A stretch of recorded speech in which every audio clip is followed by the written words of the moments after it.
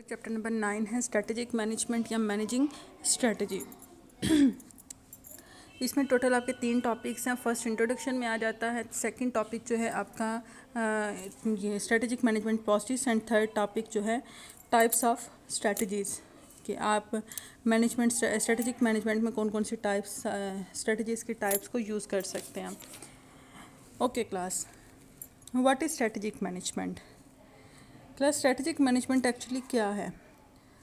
Strategic management एक ऐसी management की टाइप है जिसमें जो मैनेजर्स होते हैं वो ऑर्गेनाइजेशन की स्ट्रेटजीज़ को किस तरह से डिज़ाइन करना है और आपने उस पर काम किस तरह से करना है। That is the process of strategic management कि आप ऑर्गेनाइजेशन में स्ट्रेटजीज़ कैसे इम्प्लीमेंट करते हैं, आप कैसे डिसीजन लेते हैं on the basis of strategies. But strategies क्या होती हैं क्लास? स्ट्रेटजीज़ एक्चुअली कुछ प्लान्स होते हैं जो ऑर्गेनाइजेशन डिसाइड करती है कि हमने बिज़नेस किस तरह का करना है या हम सक्सेसफुली कैसे सस्टेन कर सकते हैं या कैसे सक्सेसफुली हम अपनी ग्रोथ कर सकते हैं या कंपेटिटर से कैसे compete कर सकते हैं और कस्टमर्स को सेटिस्फाई कैसे करना है, कस्टमर्स को सेटिस्फाई करने के लिए अपने गोल्स को अचीव किस तरह से करना है। तो ये डिफरेंट चीज़ें हैं जो स्ट्रैटेजीज़ में डिसाइड की जाती हैं। एक्चुअली ये प्लान्स ही होते हैं जो ऑर्गेनाइजेशन के मिशन एंड विजन पे बेस कर रहे होते हैं। जो स्ट्रैटेजिक मैनेजमेंट है वो बिज़नेस मॉडल से रिलेट करती है। मतलब यहाँ बिज़नेस मॉडल एक बेसिक टर्म यूज़ होती है स्ट्रैटेजिक मैनेजमेंट में। बिज़नेस मॉडल क्या है क्लास? बिज़नेस मॉडल एक ऐसा मॉडल होता है जो बिज़नेस टू बिज़नेस वेरी करता है, डिफरेंट होता है, एक बिज़नेस का दूसरे बिज़नेस से डिफरेंट होता है। यहाँ हमने ये देखना होता है कि आपने अपने बिज़नेस में मनी कैसे अर्न करनी है, आपकी मनी अर्निंग प्रोसेस क्या है, मनी जनरेटिंग प्रोसेस क्या है, आपने किस वे से मनी को जनरेट करना है। डेफिनेटली हर ऑर्गेनाइजेशन या हर बिज़नेस का दूसरे बिज़नेस या ऑर्गेनाइजेशन से ये प्रोसेस डिफरेंट होता है। बिज़नेस मॉडल 2 चीज़ों पे बेस करता है। पहले ये कि आपकी कंपनी जो चीज़ें कस्टमर्स को प्रोवाइड कर रही है, क्या कस्टमर के लिए उन चीज़ों की कोई वर्थ है या नहीं। मतलब कस्टमर उन चीज़ों को कोई इंपॉर्टेंस देते हैं, उनकी रूटीन लाइफ में उन चीज़ों की क्या वर्थ है। सेकंड जो है आपकी जो चीज़ें आप सप्लाई कर रहे हैं, जो प्रोडक्ट्स आप कस्टमर्स को दे रहे हैं, क्या वो उससे आपको मनी अर्न हो रही है या नहीं, मतलब वो प्रॉफिट जनरेटिंग हैं चीज़ें या नहीं। ऐसा नहीं कि डेफिनेटली अगर वर्थ नहीं होगी तो प्रॉफिट जनरेटिंग भी वो नहीं होंगी। बट समटाइम्स ऐसा होता है कि चीज़ों की वर्थ होती है बट वो प्रॉफिट जनरेटिंग नहीं होती, कि उनके ऊपर आपको प्रॉफिट मार्जिन बहुत कम मिल रहा होता है, उस पर आपकी कॉस्ट ज़्यादा आ जाती है। ये एक अलग टॉपिक है। उसमें उसके बाद क्लास देखें why strategic management important. 3 basic reasons हैं जिसकी वजह से हम कहते हैं कि स्ट्रेटेजिक मैनेजमेंट की इन बिजनेस एनवायरनमेंट क्या इम्पोर्टेंस है। पहली रीज़न जो हमारे पास है वो ये है कि हम ये देखना होता है कि हम एज एन ऑर्गेनाइजेशन अपनी इंडस्ट्री में कैसे सक्सेसफुल हो सकते हैं, या हम दूसरों को जो हमारे कंपेटिटर्स हैं उनसे कैसे हम सक्सेसफुली परफॉर्म कर सकते हैं या उन्हें compete कर सकते हैं। तो जो ऑर्गेनाइजेशन स्ट्रेटेजिक मैनेजमेंट को यूज़ करती हैं, जो स्ट्रेटेजिक मैनेजमेंट की पॉलिसीज़ को इम्प्लीमेंट करती हैं, उनकी परफॉर्मेंस जो है, लेवल ऑफ परफॉर्मेंस दूसरे ऑर्गेनाइजेशंस के कंपैरेटिवली हायर होता है।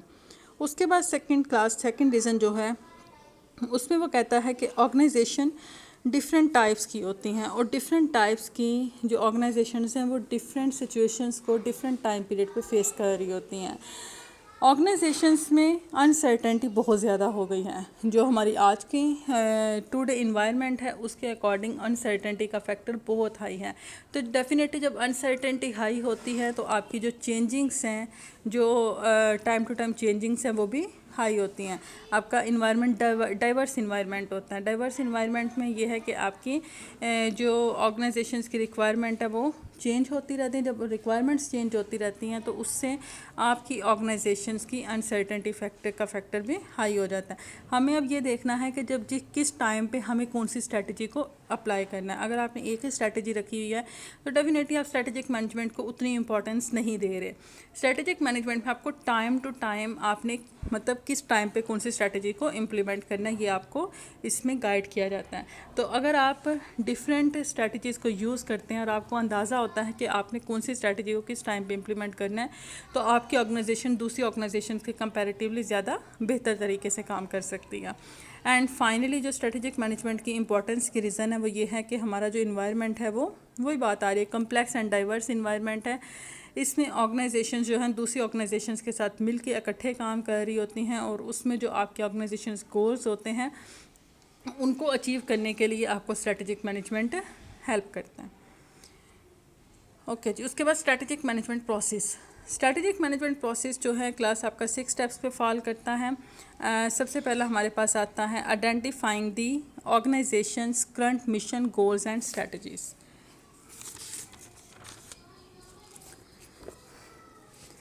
क्लास पहले स्टेप में हमारे पास हमें पहले तो फर्स्ट ऑफ ऑल ऑर्गेनाइजेशन का जो मिशन गोल एंड स्ट्रैटेजीज़ हैं उन्हें आइडेंटिफाई करना होता है। मिशन क्या होता है? मिशन क्लास ऑर्गेनाइजेशन का पर्पस होता है कि ऑर्गेनाइजेशन किस पर्पस पे किस बेस पे काम कर रही है। तो मिशन को अंडरस्टैंड करने के लिए हमें बहुत सारे कंपोनेंट्स को साथ देखना होता है। हमें फ़र्स्ट ऑफ ऑल ये देखना होता है कि हमारे जो कस्टमर्स हैं वो कौन है, हमें किन कस्टमर्स को डील करना है। मिशन, जब आप मिशन किसी ऑर्गेनाइजेशन का मिशन डिसाइड करते हैं तो आपको ये देखना है कि आपके लिए कौन से कस्टमर्स हैं, मतलब आपकी प्रोडक्ट को कौन से कस्टमर्स परचेज़ करेंगे, आप किन कस्टमर्स को या किस टाइप के कस्टमर्स को डील करेंगे। जैसे अगर आप basic necessities of life provide कर रहे हैं तो उसमें यह है कि आपके जो कस्टमर्स हैं वो सारी पब्लिक हो सकती हैं। उसके अलावा अगर आप कोई लग्जरी प्रोडक्ट्स सप्लाई कर रहे हैं, जैसे कोई भी आपकी कोई व्हीकल लग्जरी व्हीकल आप सप्लाई कर रहे हैं, तो आपके जो कस्टमर्स हैं वो मिडिल क्लास फैमिलीज़ होती हैं, जो अपर क्लास फैमिलीज़ होती हैं। डेफिनेटली मिडिल क्लास या लोअर क्लास तो इस चीज़ को लग्जरीज़ को परचेज़ नहीं कर सकते। तो उसके लिए क्या है कि आपकी जो अपर क्लास फैमिलीज़ होती हैं, सोशल जिनका सोशल स्टेटस जो है वो हाई होता है, वो आपकी प्रोडक्ट्स को परचेज़ करेंगे। तो यहाँ आपके कस्टमर्स जो हैं अपर क्लास फैमिलीज़ होंगी। सेकंड, आप किस मार्केट में डील करेंगे, आपकी ज्योग्राफिकली मार्केट क्या है, आपने किसको compete करना है, आपके जो करंट इन्वायरमेंट चल रहा है उसमें आपकी सर्वाइवल पोजीशन चल रही है, आपकी ग्रोथ है, या आप प्रॉफिटेबिलिटी की तरफ जा रहे हैं, या आप फेलियर की तरफ जा रहे हैं। फ़िलासफ़ी, आपकी फर्म की फ़िलासफ़ी मतलब बेसिक वैल्यूज़ क्या हैं, बिलीव्स क्या हैं, एंड एथिकल प्रायोरिटीज़, कि आपकी ऑर्गेनाइजेशन का कल्चर कैसा है। कंसर्न्स फॉर पब्लिक इमेज, के पब्लिक में आपकी ऑर्गेनाइजेशन की क्या इमेज है, आप किस प्रोडक्ट्स दे रहे हैं या सर्विसेज दे रहे हैं। उसके अलावा है टेक्नोलॉजी, आप कौन सी टेक्नोलॉजी, करंट टेक्नोलॉजी यूज़ कर रहे हैं, एडवांस कर रहे हैं या बैकवर्ड टेक्नोलॉजी यूज़ कर रहे हैं। सेल्फ कॉन्सेप्ट ऑर्गेनाइजेशन का क्या है, मतलब कंपैटिटिव एडवांटेज है, कोर कॉम्पिटेंसीज। क्लास के मार्केटिंग की टर्म्स होती हैं कि ऑर्गेनाइजेशन जो फर्म होती हैं, फर्म्स के पास अपना, हर फर्म का अपना कोई ना कोई competitive advantage and core competencies होती हैं। क्लास जो competitive advantage and core competencies होती हैं, इसमें फर्स्ट टर्म जो हमारे पास कंपैटिटिव एडवांटेज आती है वो ये है, एक ऐसा एडवांटेज जो एक ऑर्गेनाइजेशन को दूसरी ऑर्गेनाइजेशन से डिफ्रेंशिएट करता है। competitive advantage is that type of advantage that make your organization different from other organizations। यहाँ डिफ्रेंशिएशन फैक्टर आता है। उसके बाद कोर कम्पिटेंसीज क्लास किसी भी ऑर्गेनाइजेशन की कुछ वैल्यू एडिड कैपेबिलिटीज़ होती हैं या हिडन कैपेबिलिटीज़ होती हैं जो दूसरी ऑर्गेनाइजेशंस के पास नहीं होती और आप उसको प्रोमिनेंट भी नहीं करते।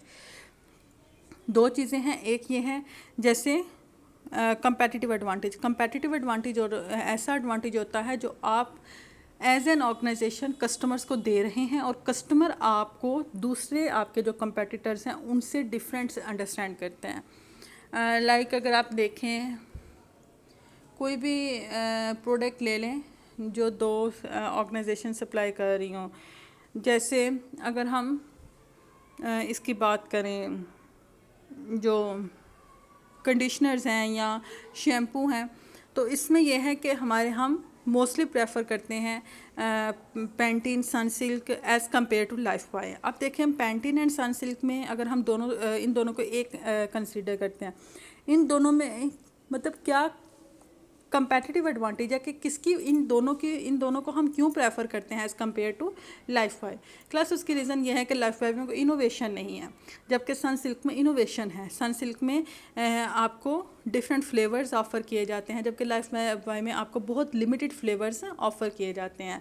यहाँ बायो आंवला को क्यों लोग प्रेफर नहीं करते, क्योंकि वहाँ उसके अंदर बिल्कुल भी इनोवेशन नहीं है, उसके अंदर बिल्कुल भी कोई नई चीज़ या नई जो एडवांटेज है पास्ट के कंपैरेटिवली उसमें आपको नहीं दिया जा रहा। बट इसमें यह है सनसिल्क में आपको हर सीज़न के अकॉर्डिंग उसमें डिफरेंट फ्लेवर्स आपको ऑफ़र किए जाते हैं। उसके बाद क्लास कोर कॉम्पिटेंसीज़ जो आपकी हिडन क्वालिटीज़ होती हैं, जो आपकी क्या कहते हैं उसको वैल्यू एडिड कैपेबिलिटीज़ होती हैं, जो ये भी कंपेटिटिव एडवांटेज से ही रिलेट करती हैं। बट कंपेटिटिव एडवांटेज ऐसा एडवांटेज होता है जिसे लोग जो कस्टमर्स हैं वो अंडरस्टैंड कर रहे होते हैं, जिसे कस्टमर्स कंसीडर करते हैं, उसे वो रियलाइज़ कर सकते हैं। बट जो हमारे पास कोर कॉम्पिटेंसीज़ होती हैं उसको कस्टमर्स रियलाइज़ नहीं कर सकते, बट कि आपकी अपनी कैपेबिलिटीज़ होती हैं जो आप अपनी परफॉर्मेंस जिससे आप अपनी परफॉर्मेंस को इंक्रीज़ कर सकते हैं। उसके बाद क्लास हमारे पास आता है concern for employees. Concern for employees के आपके कस्टमर्स जो हैं, आपके एम्प्लॉयज़ जो हैं, आपके employees are valuable assets of the firm. आपके लिए आपके एम्प्लॉयज़ जो हैं क्या वो वैल्यूएबल हैं या नहीं हैं, एम्प्लॉयज़ की क्या वर्थ है आपकी नज़र में। उसके बाद class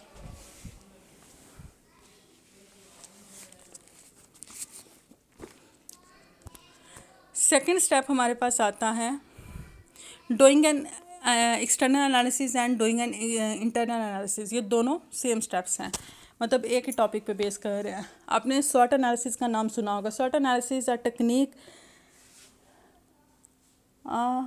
technique to identify the internal and external points. ऐसी टेक्निक होती है जो आपके एक्सटर्नल एंड इंटरनल पॉइंट्स को आइडेंटिफाई करती है। और इसमें हमारे पास जो सेकंड पॉइंट आता है उसमें ये है doing an external analysis. External analysis ऐसा एनालिसिस होता है जिसमें हम अपने एक्सटर्नल जो पॉइंट्स हैं उनको हाईलाइट करते हैं, जैसे हमारी अपॉर्चुनिटीज़ एंड थ्रेट्स होते हैं। अपॉर्चुनिटीज़ एंड थ्रेट्स ये ऐसे पॉइंट्स हैं, ये ऐसे आपके क्या कहते हैं इसको इन्वायरमेंट ट्रेंड होता है जो एक्सटर्नली आपको इन्फ्लुएंस करता है। Opportunities positive trends in the external environment and threats negative trends in the external environment. Opportunity की एग्जांपल जो है गवर्नमेंट पॉलिसी है। लाइक इसमें कहते हैं कि अगर गवर्नमेंट पॉलिसी आपकी फेवर में है, जैसे गवर्नमेंट ने कोई इंटरेस्ट रेट आपकी फेवर में कर दिया, हाई या कम लो कर दिया, जो आपके लिए उस टाइम पे फेवरेबल है, तो इट मीन्स के ये आपके लिए अपॉर्चुनिटी है। आपकी इन्वेस्टमेंट यहाँ आप इन्वेस्टमेंट को ज़्यादा प्रेफर करेंगे। सेकंड हमारे पास आता है थ्रेट्स ऐसे पॉइंट्स होते हैं, ऐसे ट्रेंड होते हैं जो नेगेटिवली आपको इन्फ्लुएंस करते हैं। यहाँ आपने देखना है कि हमने क्या डिसीजन लेना है, क्योंकि इन्वायरमेंट आपके फेवर में नहीं जा रहा, आपके कंपेटिटर्स टाइम टू टाइम बढ़ते जा रहे हैं। उसके बाद क्लास आता है doing an internal analysis. Internal analysis ऐसा एनालिसिस होता है जिसमें हम अपनी कैपेबिलिटीज़ और उसके अलावा जो हमारे कोर कॉम्पिटेंसीज रिसोर्सेज वगैरह होते हैं उनको कंसिडर करते हैं। स्वॉट एनालिसिस हमारा 4 चीज़ों पे बेस करता है: strength, weakness, opportunity and threat. Opportunity and threats जो होते हैं ये आपके एक्सटर्नली इन्फ्लुएंस करते हैं। स्ट्रेंथ्स एंड वीकनेसेस जो होती हैं आपको इंटरनली इन्फ्लुएंस करती हैं। ये स्ट्रेंथ्स आपके पॉजिटिव इंटरनल पॉजिटिव पॉइंट हैं, और जो आपके वीकनेस है वो एक्सटर्नल इंटरनल नेगेटिव पॉइंट्स हैं।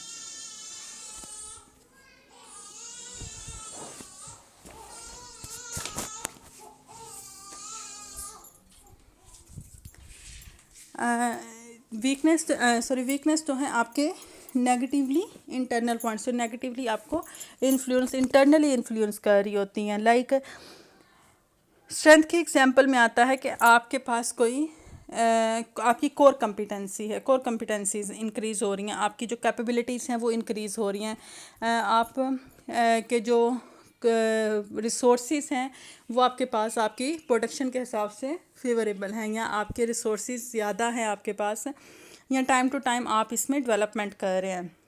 वीकनेस ये है कि अगर रिसोर्सेज आपकी फेवर में नहीं है, लाइक आपके जो ह्यूमन रिसोर्सेज हैं, आपके एम्प्लॉयज़, आपके जो एसेट्स हैं वो अनफेवरेबल जा रहे हैं, तो ये आपको नेगेटिवली इन्फ्लुएंस करेंगी।